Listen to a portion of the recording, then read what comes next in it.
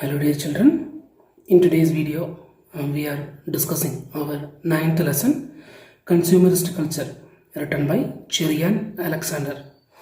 Basically in this chapter we are seeing the disadvantages or the problems caused by this consumerism or this consumeristic world. People are always nowadays falling behind new trends and shopping malls and all. So we lose the basic qualities of our society, that our nature. Otherwise we can say like people are always behind money and luxuries. They are not thinking about their own lifestyle, their own culture, traditions. We, by forgetting all these things, even in our country also, in the recent years we have been seeing this trendy lifestyle, luxurious lifestyle. So here Cheriyan Alexander giving a small thought on that same account, how people falling behind this consumerist culture, and by forgetting all our tradition and culture, we are just following this consumerist culture and lagging behind this. So that Cheriyan Alexander is trying to tell us, or what will be the problem, or what will be the result if we follow this trends and culture, if we follow this luxurious life. What will be the end of our life, how our country will become. That the writer is trying to make us realize through this lesson. So let us begin. 2 months ago, I came across an advertisement put out by a posh shopping mall for bargain shoppers. In a band at the top of the ad were the words "Shop till you drop." I couldn't help noticing what an apt and ironic summing up this was of the media-driven mania of mindless consumption that characterizes our lives in these dawning years of the globalized 21st century. So our narrator is telling that 2 months ago he had seen an advertisement while he was visiting a shopping mall.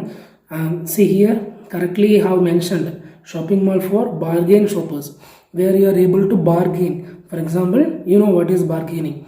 If the shopkeeper tells you 10 rupees for something, that we will bargain and we will try to buy for 5 rupees maximum. So that is bargaining. So that shopping mall is particularly for bargaining shoppers. So once while he visited the shopping mall, he had seen an advertisement was pasted there that was "Shop till you drop." So he felt a deep irony in this sentence, "Shop till you drop," which means until you feel tired, you do shopping. That is the meaning of that sentence. So he felt so much irony in that.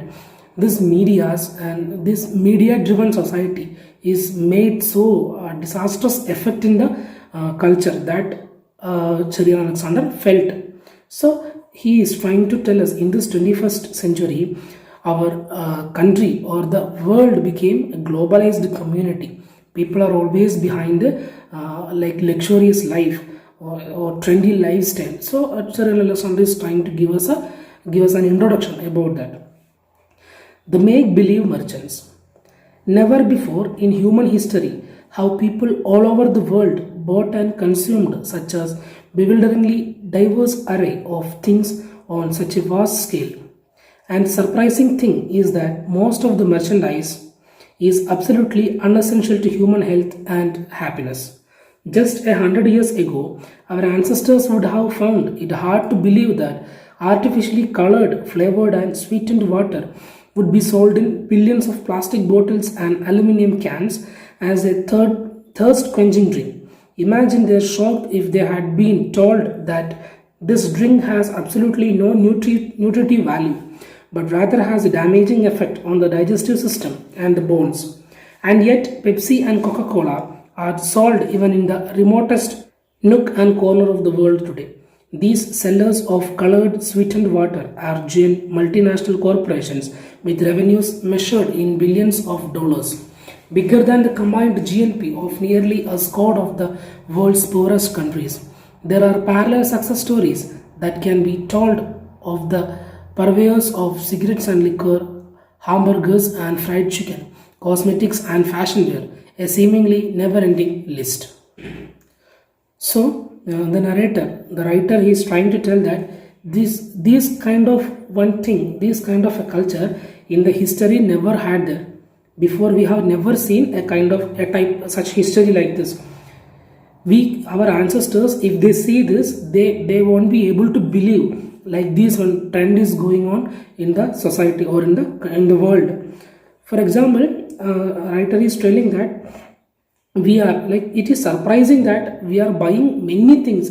We are always behind in a vast scale. We are consuming many things. We are going and purchasing different things, and the most important thing in that, most of the things that we purchase is actually waste, which has no essential. It is not at all essential for the human. It won't give any health or happiness, even though we are simply going and consuming those things. Some 100 years ago, our ancestors, if they found that this drinking water, this artificially colored, flavored and sweetened water in billions of bottles and aluminum cans, if they see that these kind of water is selling, they would be shocked.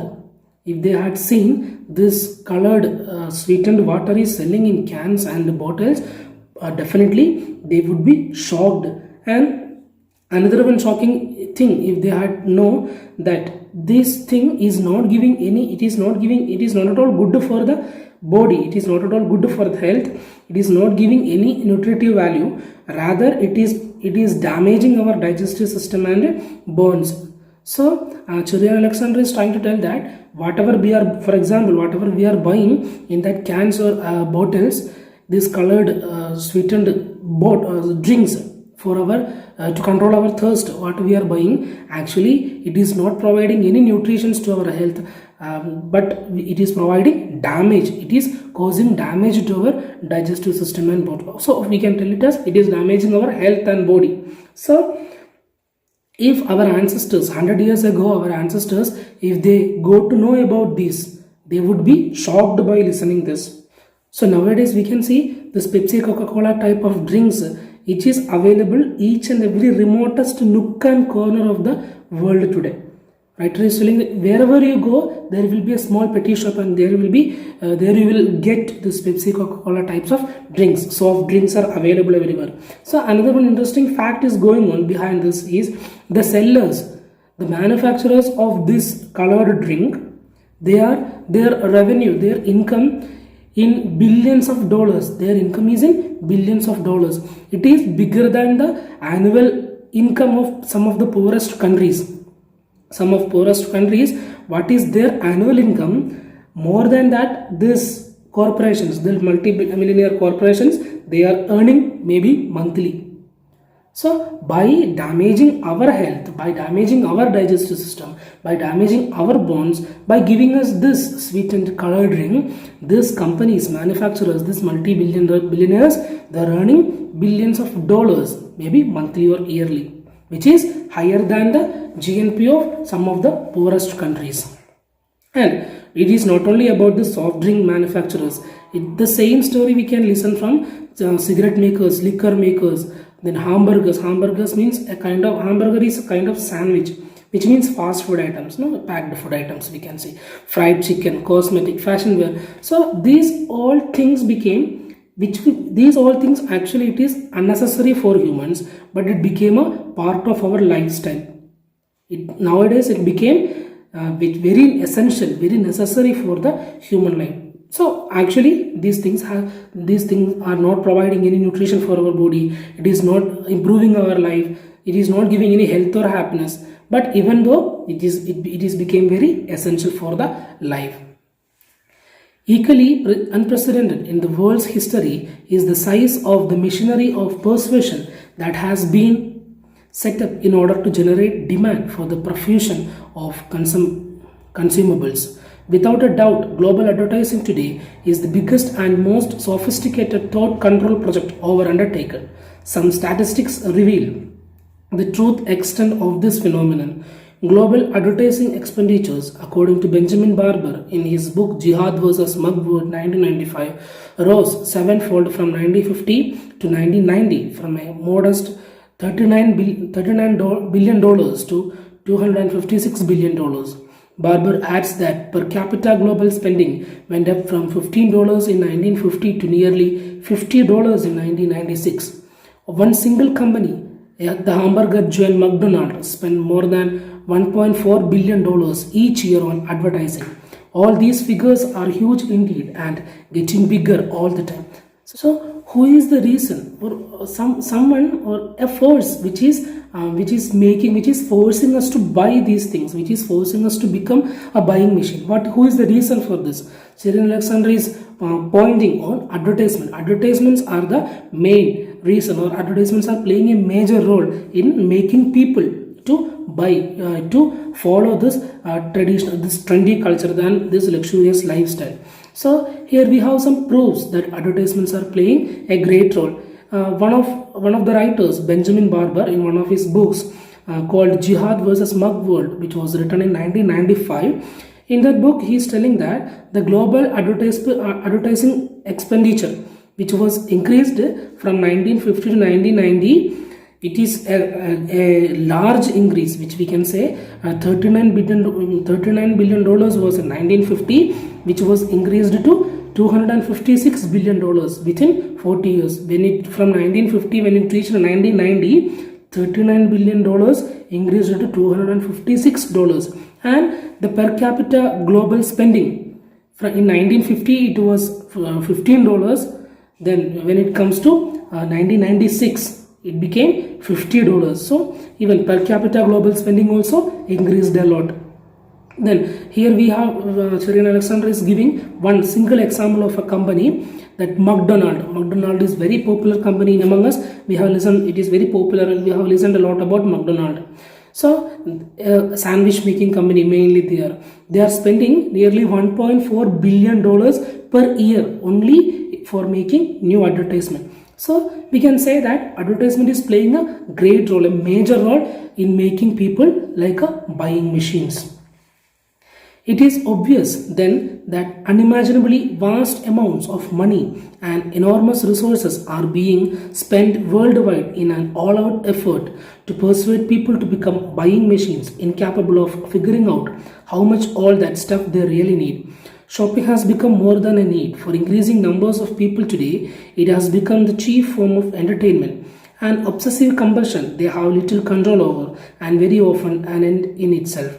In a recent survey conducted in the United States, it was discovered that most Americans spend roughly half their leisure time watching television, and the other half, no marks for guessing, at the shopping malls, of course. The connection between the two activities is self-evident. Television commercials provide the theory which can then be acted upon in the shopping malls. So by realizing this proofs, by understanding from this proofs, we can say that very 100% surely we can say that advertisements are playing a great role. Even we can say that whenever we see new advertisements on televisions or mobile phone, wherever we watch advertisement, of course the people who is acting in the ads, they will be very common figures for us. It can be heroes or heroines in the film industry, or social media heroes, YouTube celebrities. So why otherwise cricket stars or this sportsmen, why these companies are selecting these people? Our affection towards these celebrities, that they are making use of their profit. When we see, for example, one of our favorite heroes, he is acting on an ad and he is saying that it is 100% sure you can, I am sure for that, I am guarantee for that, you can buy that. So of course we will, at least once we will try to buy that product. That is the same thing these companies are using as a profit for them. So here we see advertisements are playing a great role. Nowadays shopping became like it is like a form of entertainment for us. Nowadays number of shopping malls are there. Wherever we go, most of the cities, most of the biggest cities, which is having minimum one shopping mall there. And shopping is it became like a form of entertainment for us. One of the surveys which I had done in United States, there most of the Americans, they are spending most of their leisure time, half of their leisure time they are spending for watching television, and the remaining time, of course, without any doubt we can say, for shopping. So they are enjoying their shopping. Shopping became an entertainment. Before, we are going to buy some things in shops, just what we need, our necessary things to fulfill our necessities. Before we were going to buy something to shops, Nowadays, shopping became like a entertainment. For example, we are feeling bored. Just come, let's go for a shopping. It became like that nowadays in the society, or more, all over the world. It became like that. So, there was a survey done in United States. In that, most of the Americans, they are spending half of their leisure time for watching television, and remaining half to go for shopping. So here, why this half is for television and the remaining half is going for shopping? Cheriyan Alexander is saying that the connection between these two activity is very clear, because they are seeing these advertisements on the TV in the half of their leisure time, and by watching this advertisement to buy that product in the remaining half time, they are going to the shopping malls. So there is a connection between these two activities also. After watching television, they are going to buy something, so they are going for shopping. So television commercials, this advertisement, this ads are, it is like a ads are theory, and we are going to shopping malls for the practicals. We are understanding the theory from television and going for practicals in the shopping malls. So the culture became in that way. Theory here and practicals are there. Until a decade or two ago, we Indians were relatively unaffected by all this. Not any longer. Trendy, brightly lit shopping centers overflowing with all kinds of goods and bubbles have sprouted up all over the country, even in the smaller towns. The key word now is choice. At last, say thrilled shoppers, we are beginning to get the kind of choice that people in the West have enjoyed for a long time. Nevertheless, the fascination with choice can be carried to ridiculous length. A young man, after his first visit to the United States, once described to me, his eyes popping out in admiration and wonder, that in America they have 83 different flavors of ice creams to choose from. He was longing for something like that to happen in India. He looks if his dreams has come true today. At least for the upper middle classes in India, the high consumption lifestyle of their first world counterparts is now well within reach, and they take to it like ducks to water. Luxury houses bursting at the seams with every imaginable material blessing are no longer rarities. For everyone whose definitions of the good life are promised upon the abundance of material possessions, the times have never been better. So now we are coming to our country. Now we are coming all these 4 to 5 paragraphs what we have seen, the things which are happening all over the world. Here from this paragraph we are discussing the problems that happened in our country. We are discussing about India.